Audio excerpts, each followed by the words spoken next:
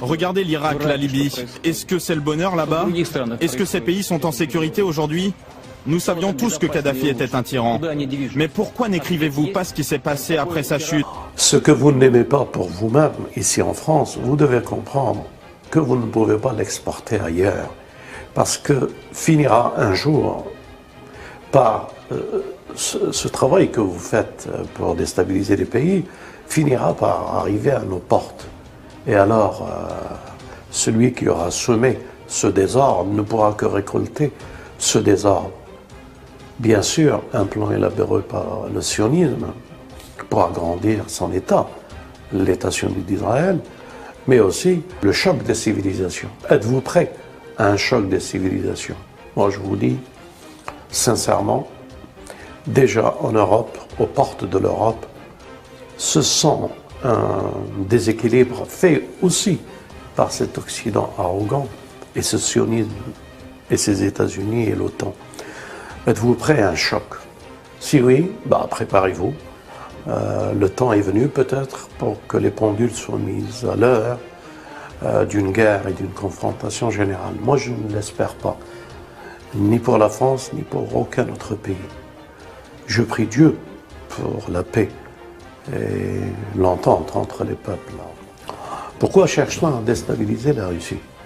Pourquoi que la Chine est en remorque, disons, et en préparatif aussi pour être déstabilisée? Eh bien parce que nous sommes arrivés ici à un point où rien ne se justifie par des guerres au nom d'une idéologie et surtout avec un sentiment et une arrière-pensée économique. Le pays va vers un désordre économique. Je parle de l'Europe. Et que cherche-t-on à déstabiliser la Russie avec ce qui se prépare pour l'Ukraine et le reste? Aux dernières nouvelles, les Russes,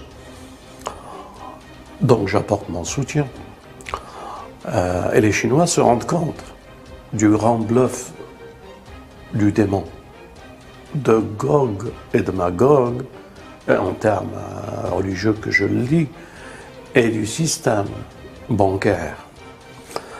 Je veux dire par là, ils se rendent compte que l'or investi dans la Fed, dans la Banque fédérale américaine, n'existe plus avec l'histoire allemande. Alors où est passé cet or? Que cherche-t-on à nous imposer ou à nous détourner pour ne pas poser les vraies questions? Où est l'or russe, allemand, chinois et le reste du monde qui a investi cet or aux États-Unis? Je crois que tout se tourne et tout se présage autour de cette question. Et que les guerres ou les conflits au Moyen-Orient n'ont qu'un avant-goût de ce qui se prépare.